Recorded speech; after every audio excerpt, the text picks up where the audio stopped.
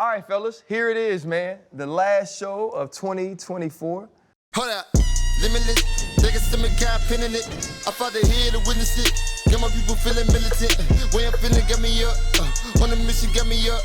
Knowing me, I got the key. Only vision I can trust. Limitless. Niggas to me, can't pinning it. I fought the head to witness it. I want to say this before we start. This episode is brought to you by NFL Sunday Ticket on YouTube TV. New Year's tomorrow. I mean, that's a lot has happened for the pivot in our lives. 2024 was definitely interesting, but I mean, got to start, man. How was Christmas? Good. I got I'm down in Jamaica for Christmas, so fam's still down there, but nah, it was good, man. Thing we do is every other year we switch from all them damn presents to an experience. So we get a house in, Jamaica or different places and do an experience more to let the kids kind of travel the world, not just get all this crap. How do the kids take that, though? Do they rather the gifts or the trip? Be real, because kids love gifts. Lil Chaz ain't with it. He want his damn bicycle. Yeah, Lil Chaz be like, the hell with this beach. But they enjoy it. I think the older kids do enjoy the experiences of it. So that's my kind of thing. I'm not a material dude, but I do like to experience things. So now I'm trying to put that in the kids. Asia likes to travel a lot as well. So we offset every other year. We do experience, and then we do the whole Christmas tree with all the gifts piled under that.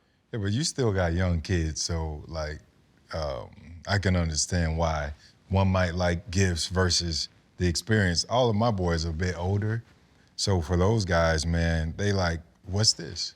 So we put an empty box there and say, all right, you guys, these are plane tickets to Paris. Here are hoodies that say Taylor Takeover, Paris 2025. They was like, what the hell is this? So I get it. We kind of caught them off guard. They don't immediately show how grateful they are. They'll pull you to the side and say thank you, give you the hug, the dap up, or whatever, the pound. But my kids, man, for them, I sent you something earlier today, RC, about Santa and all of that. My kids have known that I've been their Santa for forever, right? And whenever I get them something, again, it's not immediate, like a response. They kind of have to let it set in. Then they come back and say, oh, this is great. I can do this, and this. So we do the same thing. Experience 1 year, toys 1 year. And really the toys just get lost in translation. Like that's sort of a waste. I prefer to give them something, something like memorable, something that they can hold on to. We can share the photos, the experience, all that stuff. So that's where we at this year. With the Santa thing, I'm still saying somebody. No. I'm just saying somebody climbed down the chimney, even though we don't got a chimney. Our fireplace is electric. It got glass in the front, but I'm still saying somebody's coming in our house. I don't know with the older kids. I told my kids very early. Really? I told my kids very early. My parents told me when I was like 9. I had this long Christmas list one year, and I wanted everything. On the top of the list was a Sega Genesis, first off. Dope. And then it was a whole bunch of other foolishness that I didn't really need. But I was like, if this big fat dude finna come down the chimney, I should have unlimited options. I'm a straight A student, And my parents told me, I will say this, like the thing I loved about learning is my list got so much shorter. And the gifts became so much more important. I didn't grow up like my kids grew up, where you could ask for an infinite amount of things, and actually my parents could get it if they wanted to. I knew my parents couldn't. I knew how hard they worked. And so when that list went from the Sega Genesis and 20 other things to just the Sega Genesis, but I got it and I got an extra game, and then they bought me stuff on top of that, that meant so much to me. Right, I even looked at it differently, took care of it differently. So I told my kids really young, but not so they knew it was me. I think I was just like lazy. I feel like something happened and I forgot a tooth. And I was supposed to put money under the pillow for the tooth fairy. And so I just gave Logan money or something like that. Like, my bad, baby, daddy forgot. And so when that happened, then we got into the Easter Bunny conversation, into the Santa Claus conversation and all of that. But the coolest thing that happened from them finding out I was Santa Claus, or I bought the gifts, or we bought the gifts, was we turned it into a conversation about what Christmas is supposed to mean spiritually. So then they could only get 3 gifts. because Jesus only got 3 gifts at his birth. And so then it kind of became this cool thing where we tell that story. They'd ask for 3 things, get those 3 things, or ask for 5 and get 3 of them. And so that was kind of the transition for us. 3? Mm-hmm. We got action now. I appreciate that, brother, because, we be having some stuff piled up under that damn tree. They're not going to use it all. Yeah, it's gonna be waste. Yeah, It is. You know what? My mom, my mom one time, she wrapped a deodorant. Swear to God. It's important. It's important, It's but a necessity. and I chose it as, the gift, the Christmas Eve gift. Yeah. So you saw everything. It was a cylinder deodorant. So I'm like, oh, it got to be a truck. It got to be something. So I chose, one gift Christmas Eve. I picked that one, and she tried to discourage me. She was like, no, I'll grab another. I'm like, no, I want this one. I'm thinking there's a car. And I opened up some deodorant on Christmas Eve. It was more than a car. It was gonna save not only your life, but other people's life, because you looked like you was on Musty Kid. And so I feel like, that mom knew. That's a better gift than an NBA basketball game on Christmas. Boy, that was a hell of a how you slid that in there, bro. But you're legendary, dog. Like, you are so good. Oh, thank you. I know that. We did an interview some months ago, and they told me, don't you be giving him too many flowers. He already know what he like. Well, bro, you good, man. Thank you, man. I like how appreciate you it. slid that in there. I appreciate it. But Brian, man, Brian said it's his day. Mellow hot, too. Mellow hot, too? I think, Mellow was like, y'all, come on, NBA. NFL, y'all know that's our day. I get it. Like, historically, yes.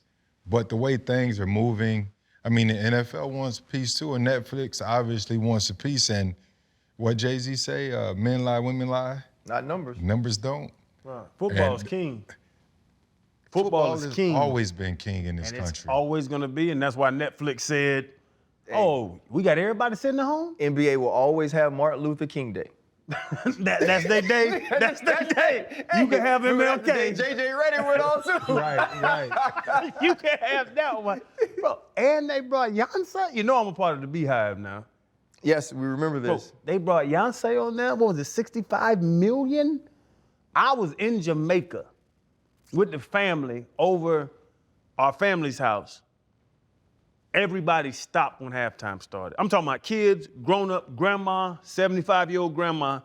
As soon as they went to halftime of that Texas game, no more Uno, no more, LCR, all them games. Everybody in the house stopped and piled up in front of the TV. Bro, it was amazing, though. Like, legitimately, I hadn't listened to the whole country album, but I know there had been all of these other African-American country stars that have, kind of ascended and skyrocketed after being on Beyonce's album. She was able to get them to all be a part of the halftime show. Right. She had the band, man. She had the truck. She riding in the back of the cars. Like, everything was on point. The dancing, Blue Ivy comes out. For the NFL, now you do have that association with Jay as well. For the NFL to be like, not only are we going to put games on Christmas Day, we're gonna wrap the games around a Beyonce concert.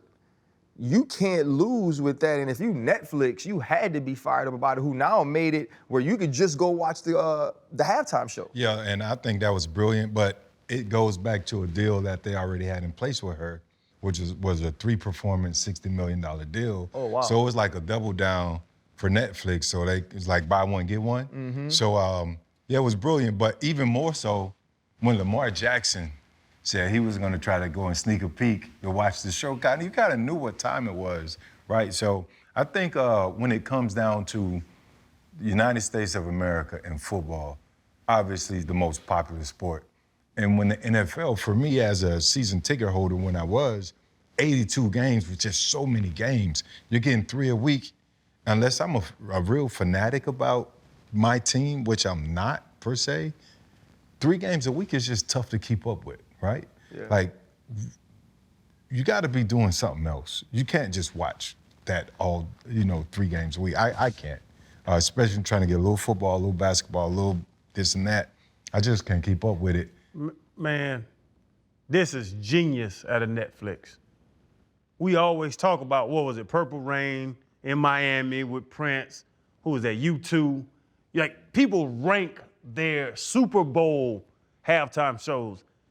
Why has nobody done a halftime show other than that? Netflix said, you know what? We're going to throw one on. But here's the other thing. We have to remember, Thanksgiving had 2 of them, right? They had Shabuzi, Laney did the second one. Remember, Jack Harlow was in Detroit last year. Beyonce's just different. Like, truly the greatest performer of our era. And my question is, though, what is Kendrick gonna do? Because if you would compare him to the Thanksgiving concerts or the Thanksgiving halftime shows, you would say, oh, nah, man, like, that's easy. And you're obviously were already going to compare him to the halftime shows of Super Bowl past, right? It was going to be Bruno Mars, it'll be Dr. Dre, it'll be Usher, it'll be Rihanna, Prince singing in the like, how does that even happen? When 50 hung upside down with the belly out. Right, yeah, like so you got all those though, Chan. But now, just recently, in late December, Beyonce puts on a concert in Houston, where she's from, an entire country album representing different genres of music, being the queen of R&B now. And so now I gotta backdoor that, and I'm a rapper? Mm-hmm. I'm a rapper. And so, like, I think that what's cool is, and y'all know this, the NFL is taking over the entire year, right? Yeah. Because right after you have the Super Bowl, we immediately start talking about the draft. You get the combine, right? You get the workouts, you get the pro days, and then they have draft, and then you have mini camps and OTAs, and you talk about that. They have like a section of the world or a section of time from like July to August where they're dead, and they still figure out things to make you talk about. Yeah, it's only a matter of time before, I mean, the NFL, the Super Bowl at some point, well, I don't know if it'll make Netflix, but, you know, I don't see like the NBA All-Star game. They're trying to do so much to get eyes back on that All-Star game that it doesn't seem right. So just to go back to LeBron and Melo, you guys, they can't compete. They definitely can't compete with the NFL. And I think, like you said, RC, it's a year-long entertainment business, and everybody want a piece of it. I tell you, Kendrick better have some damn features. He'll have features. He got to bring some people out. People gonna forget about Beyonce. He better play like us 4 times. Can't do that. And have some features. Yes, he just did it in the concert in LA. He played like us 6-7 times. And it's not like us. There's a concert. So for Kendrick, he's a performer, right? If you've ever seen him at the Grammys, even when you saw him as one of the features for Dre in LA, like Kendrick dances and choreographs and all those things. So I believe it'll be a full show. And I think that's why you pick him, is because you know that, like, he's a true artist, but it's still Beyonce. People aren't lining up. People in Jamaica aren't necessarily stopping for that. And so I think like that's going to be the interesting thing. And it's like one of those moments in 2024 that people will remember when it comes to sports. If you had one moment that you could point to and you could be like, this was a defining sports moment of 2024, what would it be? That you think people are going to always look back on in 2024 and say, this was one of them things. It's so funny. Yeah, because I hated on it all. Oh wow! Not Deion in Colorado, no. No. Because you hated on it. First thing popped up was LeBron getting his son on an NBA team. That is amazing to me. That is Bronny being in the NBA, playing the game, getting the historic night of them doing that little pick and roll that didn't work, and now they goes down to G League. Like LeBron changed the landscape of the NBA by getting his son a multi-year deal because he's so good. So that would be the thing. I'm telling you, I didn't know what you was gonna ask. As soon as you asked it, the first thing popped in my mind was LeBron getting Bronny an NBA contract where he can play basketball, but he can't play basketball at that level. Right. Yeah, I think for me, in sports is really the Olympics. You know, just falling into this year after the world was crazy just 4 years prior with the pandemic and all of that. You know, just seeing the entire sports world come together in Paris And once again, the U.S. dominate, the way that we always have. Those are always everlasting memory. And then to have, Quincy on the show, Messiah on the show. So we also had had a Leisure on the show. So really kind of pivoting into our little track space there, and we got more to do, y'all. Don't forget, we got a lot more coming up in track. Just a lot of memories there, and just to see them go out and compete and do their thing and represent the country, that's always good. Yeah, I thought all of those moments were huge. For me, and I kind of got an opportunity to talk about it, it was Freddie Freeman's grand slam in the World Series, Game 1, 10th inning. And, baseball isn't necessarily America's game anymore, right? It isn't the sport that people tap into like they used to. So many games, so many people circulating teams, changing from team to team, getting $700 million contracts, and it's almost difficult to connect to these dudes anymore. And Freddie Freeman, a former MVP, on a team that's loaded, right? You got Mookie, you got Shohei, you got Freddie, and they batted in a row. You know what I mean? And you're playing against the Yankees, right? Like when you have an opportunity to get those two teams together, and to find out early on that their son Maximus has a neurological disease that's gonna attack his nerves.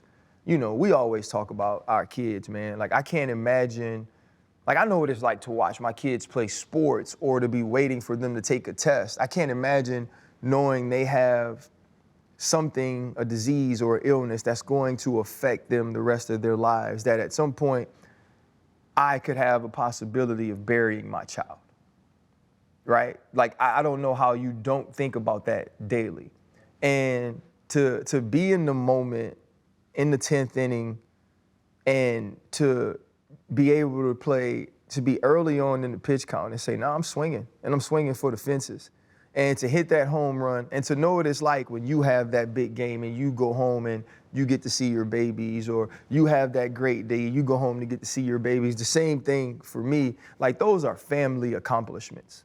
And to be able to do that on that stage, in that moment, to be present for that, I feel like that's one of those times. I know you always say, like, everybody praying, God doesn't care who wins. I felt like God cared who won. Maybe not the series, maybe not the game, but that at bat, that moment to be able to share. And so that's one that sticks out to me because it's kind of bigger than sports. And it just happened in Jamaica, where little Chaz is running around, they're playing basketball, and one of his cousins is autistic. And I'm seeing the mother and the father, struggle to have him, corral him and let him play with the kids because, he's on the spectrum. And I'm sitting back, you talking about appreciation, man, of 2024, whatever it is, like sitting back and looking at appreciation. Like, I was just looking like, man, they have it, their life is way harder than my life. They're the same age. I think his birthday's February, Chaz is June. So like, I'm like, they're the same, they're the same height, and they're running around. And I'm just seeing his parents really struggle with it. And I'm like, man, to your point, like, God blessed us. You know what I'm saying? Like, and at that moment, like, there was nothing. So for the next couple of days, like, I'm just watching Chad run on the beach and stuff, and I'm thinking about, his cousin, and I'm like, man, like, you really need to appreciate the small things. And that hit me. It's crazy when you just said it, man, that hit me, that you overlook a lot of things until you see the wider spectrum of life, no pun intended, but I was like, wow, man, like, we're blessed. I'm blessed. Chan, Ava, Chaz, like, we're blessed seeing the whole thing that was going on and all the kids running around and just, yeah, that got to me. But, I think on a previous episode, I think that's what even if you miss it throughout the year or you miss those moments, you don't have time to kind of, slow everything down. That's what the end of the year and the holidays does. That it'll slow you down and you put back in perspective, like you do a recap, of your whole entire year and say, all right, I want to do these things differently going forward. And sometimes it puts you in that mindset where you can just sit down and kind of enjoy the moment, right? Enjoy seeing your kids run around. Enjoy spending that time with your missus, family, friends. That's what the holidays do all the time. But I think if I could ask both of you something just outside of sports, right? Is there a day that you would look back on this year in 2024 that you can go back and hope to relive it? The day, and mine was very early in the year, it would be the day we drove Jordan from Tempe to South Bend. 26 hours. Big Mike was there? My daddy was there, right? It was me, Pops, Jordan, Yonk, and the dog, and we platooned it. But it was like this whole sort of collection of like my experiences, like together. You know what I'm saying? My father, who was there for all of those moments for me, for like every move in, every drop off at the airport until I made it to the league. Obviously my wife, who I've raised Jordan with, and then him and his dog, actually. You know what I mean? My grandpup is what I call him. And it's like, and we're driving, and like when you start off in Tempe, it was like 75 degrees, right? And the closer we got to South Bend, the colder it got. And so you wake up at 5 a.m. in Missouri and it's 0 degrees, right? The dog hopped out the car, he turned back around. He was like, pissing ain't that important. You know what I mean?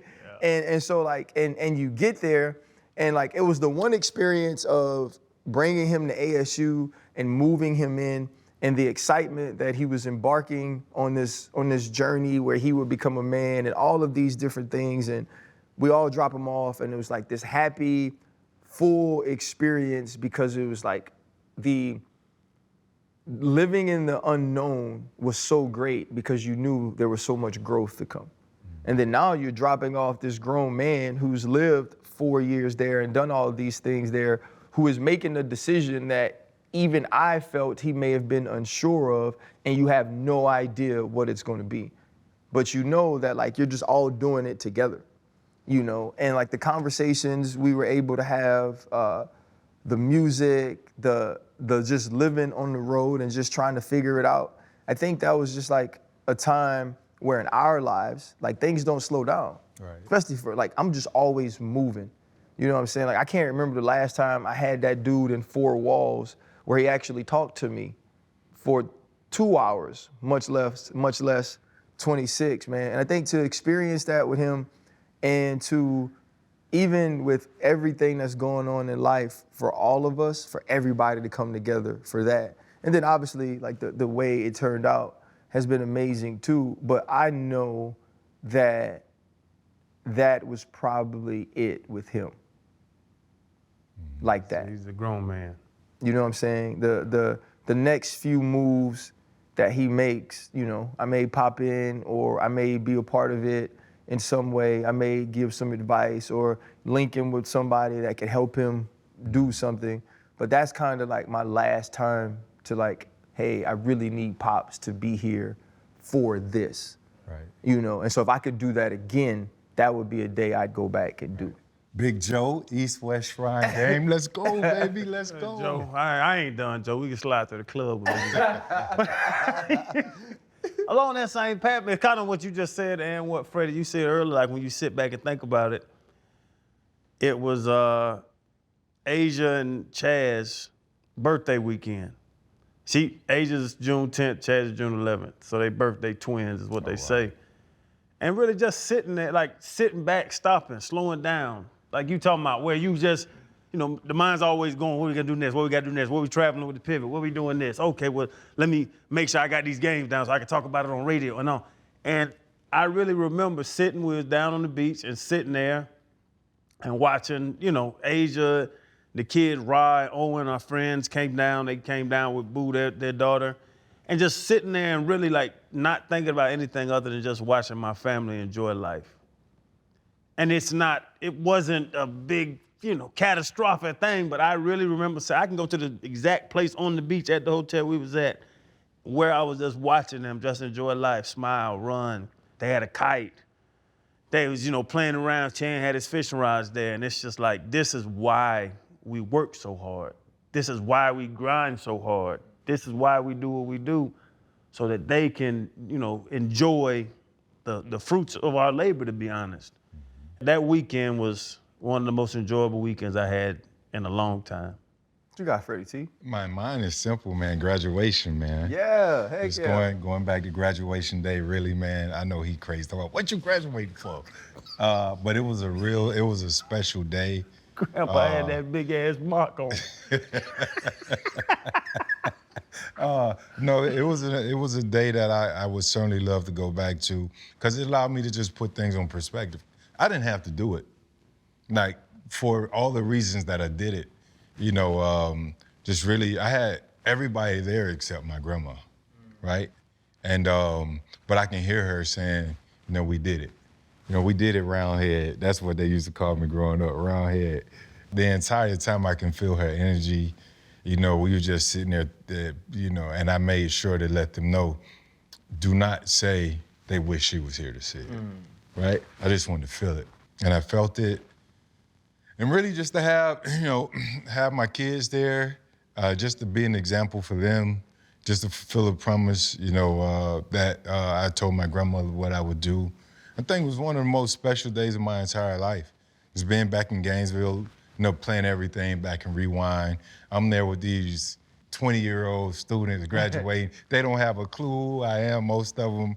And they're like seeing the cameras follow me and all that. Like, who are you? Can I get in your picture? Let's take a selfie just because.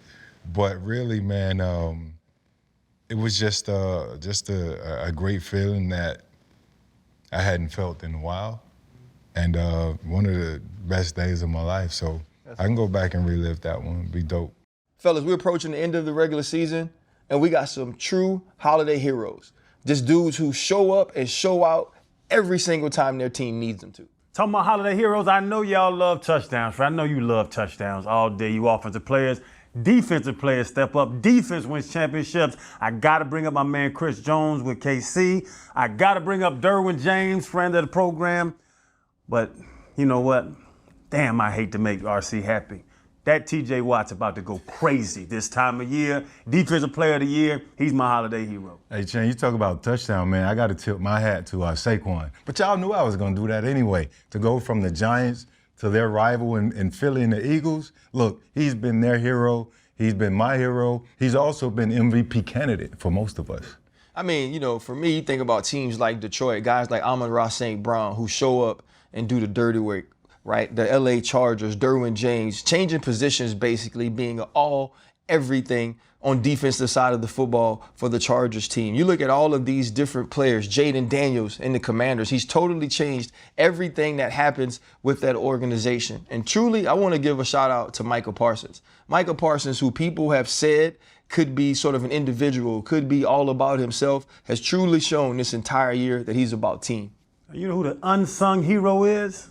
NFL Sunday Ticket. From the fantasy view all the way to the key plays they have, and y'all know the multi-view, 4 games at a time, NFL Sunday Ticket is changing it right now, making me enjoy watching football more. That's right. You're in luck this holiday season. You can get NFL Sunday Ticket for the rest of the regular season for just $49 a month, just in time for the playoffs. That's right, $49. That's easy. And you can sign up at youtubetv.com/pivotpod. Terms and embargoes apply, no cancellations. Now that you graduated, you can actually be a college head coach. You know what? And I reserved that. That's why I decided to go ahead and just put that on the books. Yeah, for sure. Because if you get your degree, you can go back and coach. That was another Mike piece. Vick, Deshaun Jackson. I seen that. Yeah, you gonna go coach, Chan? No, I ain't coaching. I can't deal with no high schoolers. I know I can't deal with no college dudes. But it's cool. Did Deion start that is what my whole mind went to with Vic. That Deion started something. Deion even brought Sapp in because we was up in we were in Boulder. Right. Sapp's there, and I'm chopping up with Sapp. Sapp saying he loves it. He loves to put back, put his knowledge and put his, not just on the field but off the field as well. And He's his like, energy too, man. these kids need I don't say a father figure, but they need a strong man in their life. Inspiration in their life. So when I saw Vic, I was like, okay, because Vic people that don't know Vic, you know, we live 10 minutes from each other. And Vic is a very inspirational but well thought out dude.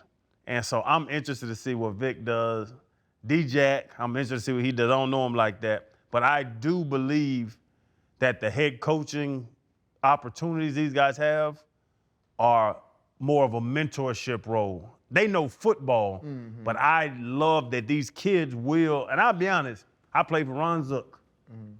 I would listen to Dion over Ron Zook. I would listen to Sapp. I'd listen to Vic over Ron Zook because you look like me, you've been through what I want to go through. So I think that these guys getting into coaching is great for them. I can't do it. I'm gonna go to Norfolk though. I'm gonna go fool with Vic. I'll be at the first game Vic coaching. Vic, I already talked to you.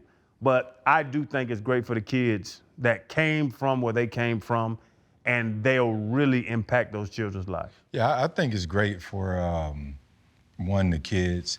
I think both those guys are an inspiration and hope that they go there with the intent of being serious, you know, and taking the same Dion approach and just fostering a safe space, a positive space where you can be a father figure and try and uplift these men to show them how to maneuver through life more than wins and losses on the football field. I hope that's where they take it. I'm excited for both of them. You know, I saw a few comments there on social media. This is not a good look, and God, they're just gonna get successful, win, and leave. We don't know that, right? But let's start with, these are two men that came across opportunities and they want to give back, and hopefully it's in the form of just all positivity. The whole entire coaching landscape has changed. It's become more competitive, but I hope that they're able to synchronize all of their resources and channel all of that back to HBCUs that they've accepted these roles and can get some funding, can get a lot of the NIL money, and can get some of those same players that were on their caliber to come to those colleges, and hopefully they can turn those programs around. But Prime is the blueprint, right? Prime is definitely the blueprint, but not to the extent of those guys need to go there and plant themselves for a season or two and then make that leap. Now, if that's what they want to do, that's totally fine, right? And you just follow your heart, follow your passion, and which is what Dion did, and people question at it. And it just, for me, it's just shined a light on all of it. HBCUs, Dion as a person, and he's been steady. He hadn't flinched. So I love Mike's character. I love what he's about. I believe he's going to go be successful. It's always about building, you know, a staff around you, because you can't do it on your own. And the same thing with D-Jack. And I guess at the end of it all, I wish them both well. Yeah, I think the first thing is, I think it's really cool that they get these opportunities at HBCUs, both Norfolk State with Michael Vick, Delaware State with Deshaun Jackson. And, you know, we've seen this, Eddie George down at Tennessee State. We saw this with Dion at Jackson State. And I think the hardest part is, because of our communities and our cultures, these people are held to different standards and responsibilities than white head coaches, right? If a white head coach goes to a smaller, predominantly white institution, everyone's okay when they win and then leave that institution for a Power 5 school, right? Because it's the understanding that they want to come to these places individually. They want to do extremely well so they can ascend up the college ranks or up the coaching ranks, and they want to do well as a collective because that helps the school. It brings in more money, brings in better recruits, helps education.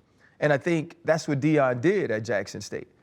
Dion went there and showed, whether it's like major sponsors or important executives or big time boosters, that putting money into HBCUs can be profitable and can be successful. And so now TC Taylor, he comes along after Dion and they win the Celebration Bowl, right? They're continuing success. That's the point, and that's the job of the university, of the athletic directors, that once a Dion comes and lays a blueprint for success, how do we continue that? Jackson State has done that. Even if Michael Vick goes to Norfolk State and he does do extremely well and leave, then he should leave it in a better position than when he came, and now that next coach can take that blueprint and try his best to continue to win. I think the other standard that they're held to that other coaches aren't is the mentorship standard, right? Which comes along with the professionalism standard to me, the accountability, the responsibility. Because when Deion went to Jackson State, he was representing the Michael Vicks. He was representing the Deshaun Jackson. He was showing the world that this is something that can work. You can take a man, but Deion coached at Truth, right? Academy in Dallas, but you could take a man who's never been a college head coach, not make him go through all the ranks, and he could be successful as a head coach. He can figure that out. Now you're gonna do it with Mike. Now you're gonna do it with Deshaun. They gotta uphold that standard, right?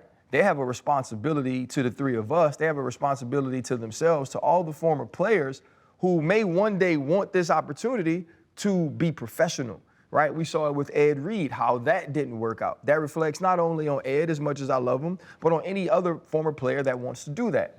And so to me, I do want these men to succeed, not only for themselves and for those young men, but for the next former player who spent 20 years, right, or 15 years doing what we do.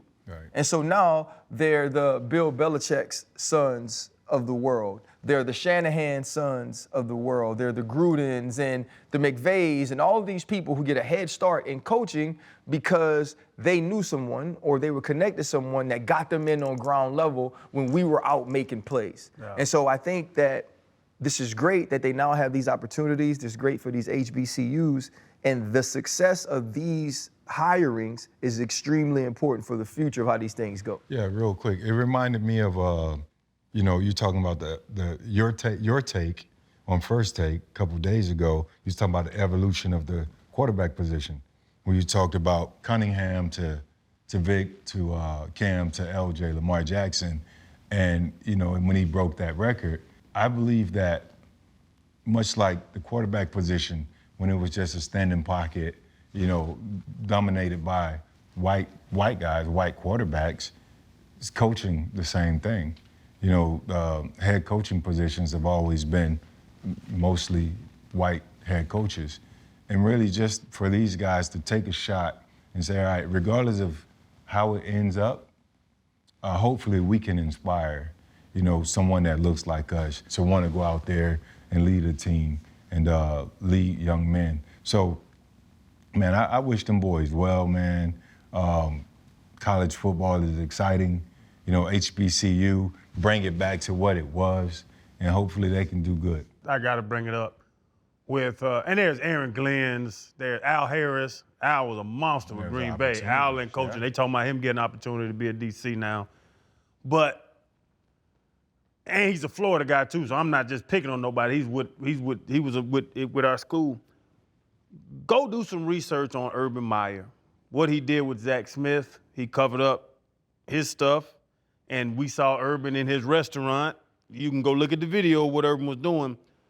Urban has a very high-end job right now. They never bring up the what's it called, the Gator documentary where Urban was there, where them boys was going crazy. Right. Aaron Hernandez and all, like, go watch it. Why do they never bring that up when Urban gets jobs, but they still want to talk about Vic with these dogs? That pissed me off. When he got this opportunity, knowing Mike personally, why do they always want to bring that up, but they don't want to bring up? Because we don't make the news. It pissed me off. I'm not gonna lie. No, I agree. I think it's absolutely bullcrap. I think you'd want it to say that they treat dogs like better, or dogs are more important than humans, but that's not what it's about. It's about who was actually involved in the incident with the dog. It's about what they look like. It's about where they come from. And people will always try to deny that. And instead of having that sort of dialogue with you, to be like, how can Urban Meyer continuously show that he's a below-level functioning human, but still be in charge of leading men, still be in charge of leading young men, still sit on TV and be able to speak about how a head coach or player should morally approach life, when he's done this? Why don't we bring that up? Yet for Michael Vick, even though it wasn't, or there weren't humans harmed, they continuously bring up his worst moment. They continuously bring up his worst days. Instead of saying, okay, this is a man that has grown from that, and not only has he grown from that, he's allowed the communities to grow from that. Let's allow him to live life moving forward. But instead of having that conversation with you, they'll call you a race baiter, or they'll say why you have to bring race into it. And it's because in situations like this, it actually factors in. And they don't put anything on Vic. Amazing husband, 2 decades. Father of a bunch of great kids. Vic, I saw Vic the other day, drove past him with Lil Mike, out there working on Lil Mike, as Lil Mike plays quarterback now, out there working with his son. Nobody wants to talk about that. You talk about it, made me think about with social media. Mike got the job at Norfolk State. Oh, hey, this dog. That was a long time ago. Mike has regretted it. Mike has spoken about it. Mike said he shouldn't be a part of it. It wasn't him. If you really watch the documentary, you see that he wasn't at that house a lot of the times when those things were going on. But they want to bring up his worst point, his lowest time in life. Every time somebody says this man's name, I just, as a personal friend, that upset me when he got this job. A certain group of people gonna find a way to keep, a certain group of people down.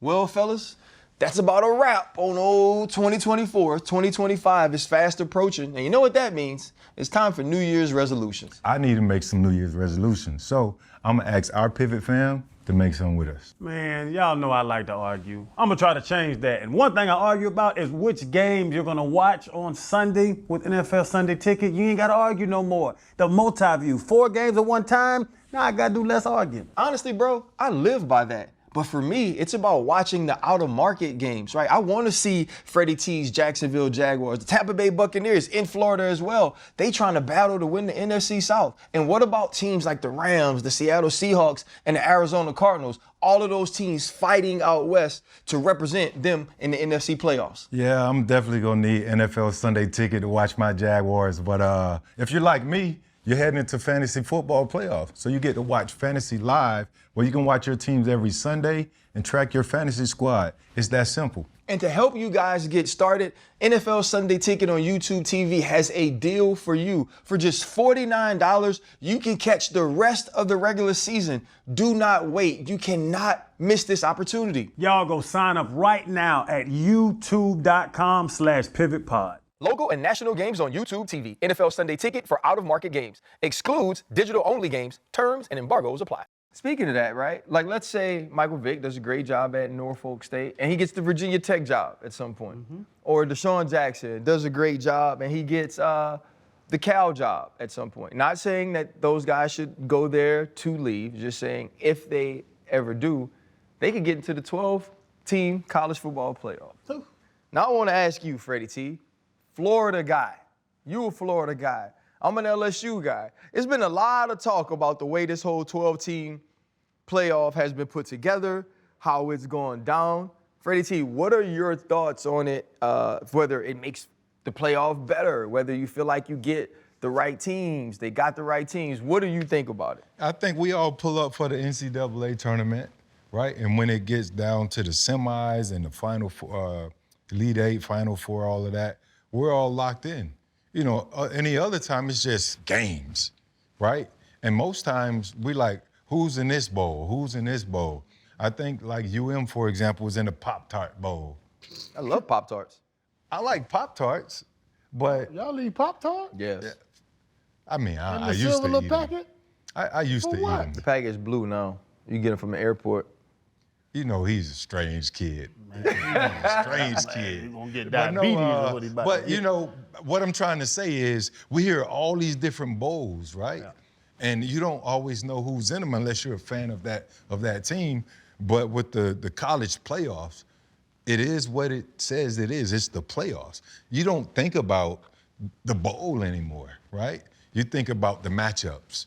And for example, riding with nephew Jordan, and then the Bulldogs is there. You're like, all right, that's a matchup. And then here, Tennessee, Ohio State. Just looking at all these games, just looking at this bracket, it's much better for college football. And at this time of the year, around the holidays, going into the new year, before we had to wait like January 1st or 2nd, you get one game. Now this playoffs, you got 12 teams playing, and they kind of process of elimination. We got a few more weeks of college football, man. So I'm excited.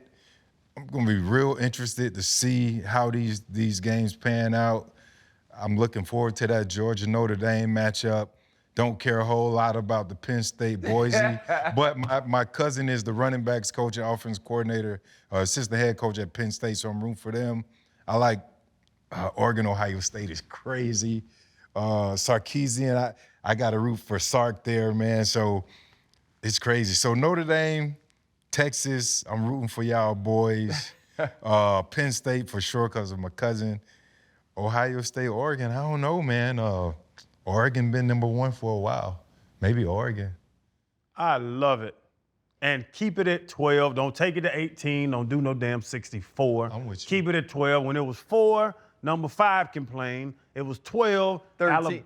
Alabama started complaining. Keep it at 12. This is beautiful. And even the thing with like Boise State and Indiana, I knew, and I won a lot of money. We talking about gambling. I knew Indiana was going to get drugged.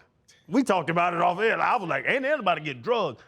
But let those smaller schools or off conferences, if you want to call them, and we're all SEC guys.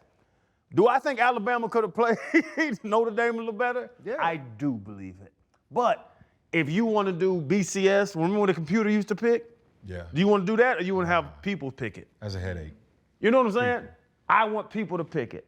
And if they need to put in automatic bids on these conferences, put them in. But it's 12. It's 8 more chances of somebody to go ahead and shock the world other than 4. This is perfect. Leave it at 12. Don't let all these damn sorry teams. And SEC bias is real. We beat the hell out of each other. We've done it every year. We did it with BCS. We did it with all the conferences, whatever. There's going to be 5 or 6 teams out of the SEC every year that's going to fight to have a chance to make it in the 12. And y'all have to eat it because the SEC has won 15 of the last 18 national championships. It is what it is.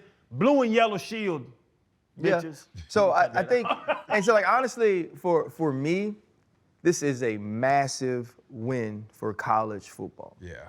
Bringing the college football playoff to 12 was genius. When's the last time on December 20th and 21st, we sat around watching college football excited? None of the starters in the transfer portal. None of the starters declared already for the NFL. We had gotten to a point where folks wasn't playing in bowl games at all. You knew for at least 4 games were going to be played with the best of the best that those schools had to offer. And they were going to be playing, trying to win because their national championship hopes were at stake. We haven't had that in a long time.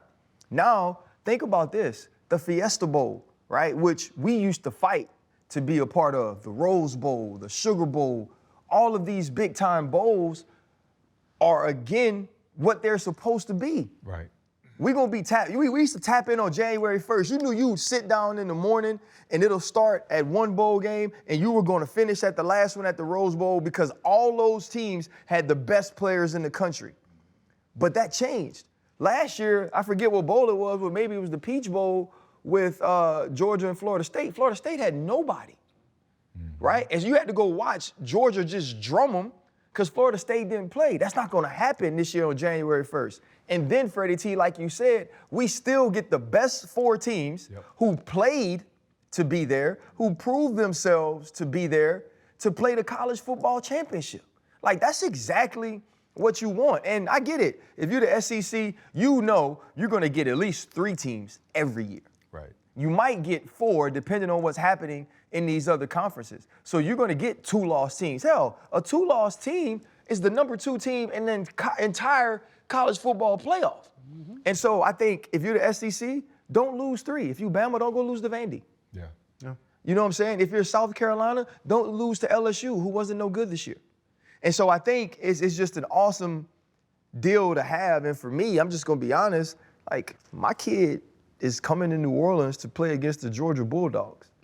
You know what I'm saying? Like I grew up an SEC child that loved Notre Dame because I watched them play every single Saturday. You know, we talked earlier about driving him to school and me being anxious and thinking to myself, like, will he fit in? Will he get the true experience of being a Notre Dame man? Will they put him at the forefront of this team that already has these stars that committed to Notre Dame as high schoolers? And they did all of that. And not only did they do all that, he's now going back to New Orleans to play, to me, the flagship football university in the country right now, in Kirby Smart and the University of Georgia. Man, like, we're gonna pack it out. We're going to enjoy it. We're going to celebrate him. But without the college football playoff, if it was just 4 teams, he might not have this opportunity, but he's won, and his friends and his teammates have won their way to this. And we think back to sitting with Marcus Freeman before last season and having these conversations, and here we are. All of those are little mini national championship games. You know what I'm saying? When you really look at it, think about Notre Dame, Georgia. That's a national championship matchup. Yeah. Oregon, Ohio State. Yeah. Any other year, that's a national championship match. Even with Texas, the way Sark brought them boys back, man, they love their football down there. College football has evolved in such that people are questioning whether it's professional sports now. It's semi-pro for sure. It is, well, but when you think of these numbers, hold up. And just in this playoffs alone, not what the NIL is doing, but what they're paying these colleges, and then they're getting on the revenue sharing next year. Mm-hmm. In this playoff alone, each of the 12 teams are getting $4 million. And then in the next round, the 8, they're getting $4 million. And then for each of the 4 teams in the semis are getting $6 million. Then the national championship game, the 2 teams are gonna get 6. And every round, the round from 12 to 2, each college is getting $3 million in expenses paid per round. And that still ain't enough. It is semi-pro. It's the NFL. Think about this. There's a playoff bracket, and the kids are getting paid. It's semi-pro. It is the structure of the NFL. Let's get these teams together. They'll have a bye on all 4 sides. We're going to come together, and we're going to play to find the best. It's semi-pro. It should have been like that when you played 1,400 years ago, when you played, and when I played. It should have been like that. I knew that was coming. They have got it right, Fred. They could have paid you in shillings or something. Listen. So my son called me. My son called me talking about, Pop, when the cutoff for the retro money, right? I was like, man, it ain't 98. I know it's way after that. They want you to get reparations. Man, I want all mine. They're like, Pops, they gotta give you something. I want all of mine. They gonna pay Fred in gold bars. You know what I'm saying? Hold on. They gonna pay him. Y'all pivoting. We don't want to pivot to the past. How about let's pivot to the future? Okay. I want to hear about you guys' 2025 and that pivot. You see, I like that. Let's not go New Year's resolution. Let's go pivot. That's cool. I think I need to learn to process when I feel like people tried to play me differently. I was having this conversation. I was riding with Yank, and we were talking about it. And she said, and I was just like, it was the Aaron Rodgers thing, actually. Mm. And the first day, like when he went on Pat the second time and said something, I filmed something that day and I mentioned Pat, and not in a negative way in any way, but I didn't want, me as Pat spoke, and as a man, I feel like if we spoke, I shouldn't be putting your name in something. Right. To where it could even be misconstrued. So I pulled back from it and I said, I'm not gonna do it at all.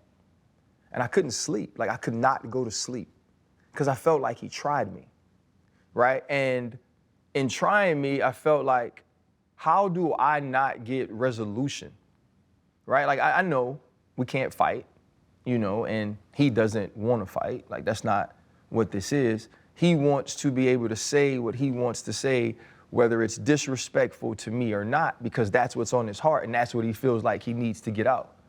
But my thought process is, why do I have to be the one to process this like an adult, right? Why do I have to be the take the high road guy? You know what I'm saying? Like, why should I be better? Should I be better because then it makes me seem smarter, more evolved, more mature, when I really don't care about that, right? Or do I take the high road so now I'm not saying something disrespectful, or I'm not challenging a person who didn't process challenging me or disrespecting me in that way? And I'm trying to figure out, or I'm trying to learn, and I need to learn how to do things or how to deal with things in a way where I don't always feel like I got to get my lick back. Or process it enough to where I'm like, no, I deserve my shot. Why should people get to do something with me and impact me and go on and live their lives like they didn't? Why should I have a level of consideration for a human who has no level of consideration for me? And what I do know is I don't want to stay awake because I feel like you played me. You know what I'm saying? Like, I remember one of the last fights I got into as an adult. I was walking in, a dude tried me. I had more to lose than him. And I said to myself, it's not smart to fight him. And I remember me and my boy went in the bar, and I was there for 30 minutes, and it ate at me for 30 minutes, and I had to go back outside to fight him. You know what I'm saying? Like, I just had to, because I felt like he was just gonna live life and be like, I tried him and I played him and he never did nothing, and I was gonna be processing this for 5 months. And so that's what I need to work on in 2025, is learning how to process those emotions in a way where wherever the outcome is, I'm comfortable with that. I think it's kind of similar to yours, but different, where it sounds kind of butt wipe-ish. But we be getting flags, so he trying not to curse. Yeah, it sounds kind of. And not like butt wipes, like dude wipes. Yeah, no, not dude wipe. It just sounds kind of, I guess, arrogant, but I've found out, especially through this, so through football, through all the stuff that I've done, the pivot has taken my fame to a level internationally. Just in Jamaica, people walking to me in Jamaica every time I get out the car. And I really try to make their day. I try to give them 5-10 minutes of conversation and talking and interacting. Oh, what's your granddaughter's name? I don't care what that little girl's name is, but I want to make the grandma feel good about it. So I just go overboard and try to be nice. And this is the butt wipe side. I think I'm getting tired of it. I'm getting tired of overly being the happiest dude in the room, like I always say. And I'm still gonna play around and joke around. I'll mess with you in certain situations. But if I'm late to the airport, man, the hell with your granddaughter. No, I'm not taking a picture with little Cynthia. I gotta go. I'm out of here, goddamn it, I'm gone. And I'm just feeling myself do it. So I'm not saying that's like a New Year's resolution, but honestly, I think I'm moving it's a pivot. I'm pivoting in that direction where I need to, if you want to say, figure out the time, or, respect my time more than I have. But I'm feeling myself slowly just kind of work away from it. And that's going to be I think that's going to be my pivot. And I'm sorry, if I have time, I'm going to talk to you. If I don't, I got to go, man. I got kids, I got a wife, I got stuff to do. No, I totally feel that. And I think, for me, we should always be gracious because it's a blessing. I would always tell people when they ask me if it makes me mad, I'm like, no, I could do a job where nobody cared. I think I'm blessed to do a job that people care about, but also I don't want to debate you. I don't want to talk about your fantasy football team. Mm-hmm. I will say, I'll say all the hellos you want. I'll say, God bless you, happy holidays, I'll take pictures, but we don't have to have a full conversation. It's okay. Would you retire if you're Tua? I don't know. Leave me alone, man. I'm hungry. I'm hungry, man. You see me standing in the goddamn Chipotle line. I don't want to talk about Tua's health right now. But I think with you, Chan, obviously it comes with the territory. Because if you weren't who you are, one, and if you weren't good at what you do, then nobody would care. Nobody want to talk to you. If you gave crazy, stupid takes, nobody want to talk to you or ask you about it. They're in the moment, and they want to challenge you to, regurgitating that. You know, they want to hear it again, but hear it how you deliver it. And you the same thing. People want to run up on you and have a good time with you. They want you to be what they see on this show They want all their the time. shot, though, Freddie. If they want their shot, I got to But- give them their shot every time. You don't have to, they have to understand to respect your space in that moment, but you also have to understand that if you weren't good at what you do, if you weren't one of the co-hosts of The Pivot that made this show what it is, then nobody would care. Well, Fred, so why you They walking won't around? talk Why to when you. we in the airport, you got your hat down and your hoodie on and this is all my this hat. stuff with the title on? No, this is how I move. And then I have a little bit more patience than you. We see the evolution of 40-year-old Channing. You're in your 40s now. Your temperament Hey, is you also have to changing. realize this though. You know. People know Freddie T don't talk a lot anyway, so they're not expecting a lot of words. Oh, okay. And Yeah, they you know what are- I'm saying? Like Freddie T with Chan, they're gonna expect the entire comedy show. Right. Right. With me, they think I'm gonna look at them like they Stephen A. And with you, it's like, oh, he's so mysterious and cool. He goes, how you doing, brother? You know what I'm saying? hey, ma'am. Pleasure to meet you. And then now they run, oh my girl, I'm so free, girl. That's crazy. That actually happened in the airport See? today, which is crazy. See, but me, I'm grateful for it. You know, I'm appreciative of it. People ask me all the time, I do signings, photo shoots, or whatever, like, how do you handle this? Like, if I was a scrub, it ain't happening. So that I try to put things in perspective, and I think for me, my pivot into 25 is just that, you know, making sure I put things in perspective a bit more, you know, identifying what success looks like on my own term, you know, staying in the moment, but more so just empowering everybody else around me, you know, saying, all right, this is me, but I want to help you. You know, even through the show, people in person. That don't mean just you got a free pass to run up on me, but I do want to encourage everybody going forward because I believe I've lived a very good life, right? As you probably said, in my 2,000 years on the planet. But in my 48 years, you know, on this earth, I mean, I had my ups and downs, same share, go through stuff people go through, but I lived a really good life and I want to continue to try and give back, right? So perspective is my pivot for 2025, understanding that I have been successful in my own right as I see it, but there's always another step. And I think this show, we're gonna take it to a whole nother level. Y'all watch out for it. Okay. Trust me, we coming. Man, holiday season is crazy, and this week 16 is amazing with football. And you know what I love about YouTube TV and NFL Sunday Ticket? The multi-view builder. I get to pick my 4 teams that I want to watch on when I'm sitting down, when I finally get done cooking, when I finally get done shopping, I get to sit down and pick the games I want to watch during the holiday season. Fellas, what games are y'all going to have with y'all multi-view? You know what? So I'm thinking about this, right? You want to build, to me, a multi-view with teams you don't necessarily see a lot. So I'm thinking you can go Titans-Colts, right? You want to see what's going on in the AFC South. I know that's a big one. Definitely know I'm looking I know at that's that a one. big one for Fred. Lions-Bears. The Bears have started to improve as the season has gone along. And, you know, the Lions being one of the best teams in all of the league, I want to see what they do down the stretch. And I'm going to say this one. I know people are not going to agree with it. Giants-Falcons. Because I care about what Ra does. Like Raheem Morris, not only a friend of the show, but like my real friend. And they started this season out hot. They've had some ups and downs. I want to see how they finish out during the Christmas season. And my last one, though, is one that's obvious. Eagles-Commanders. 2 of the best teams in all of the NFC.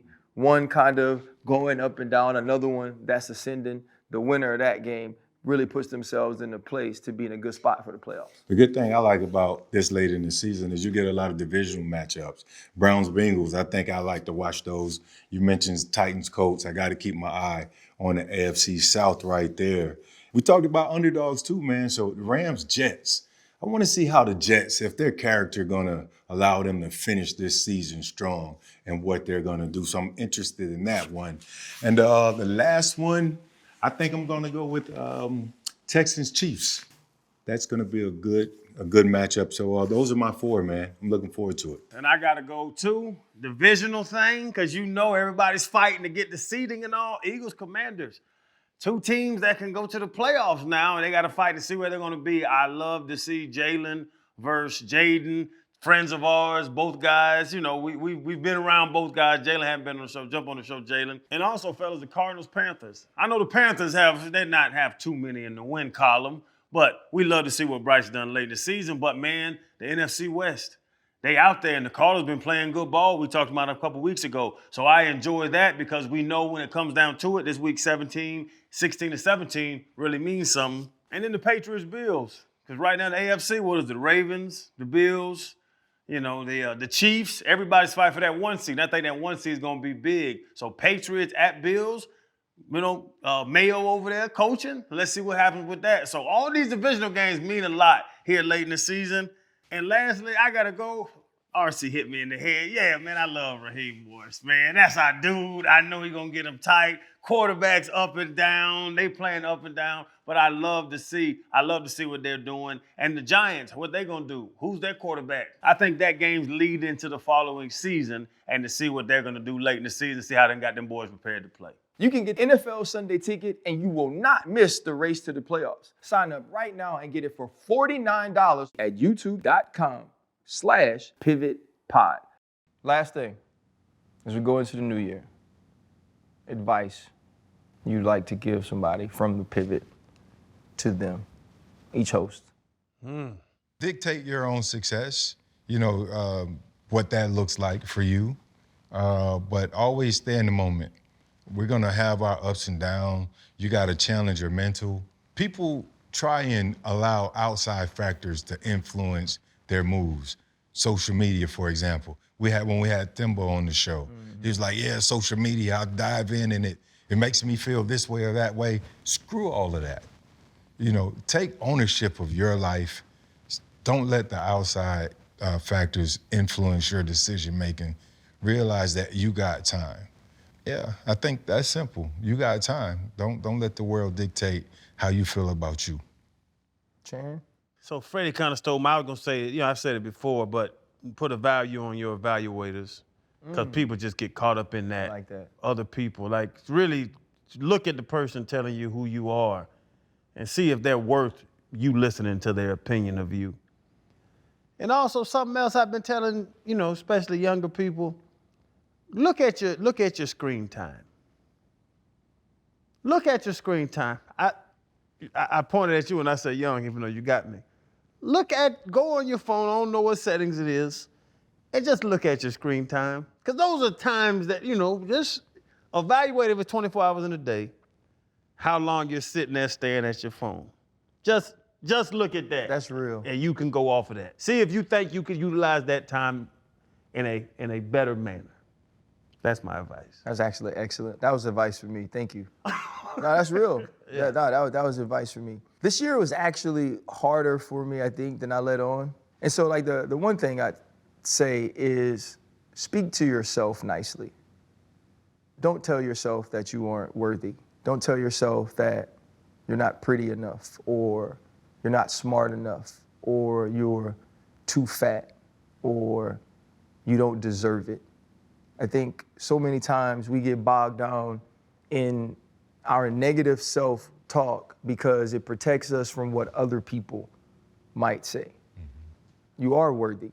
You do deserve everything that you work for. You are pretty enough. You are smart enough. You are strong enough if you want to be.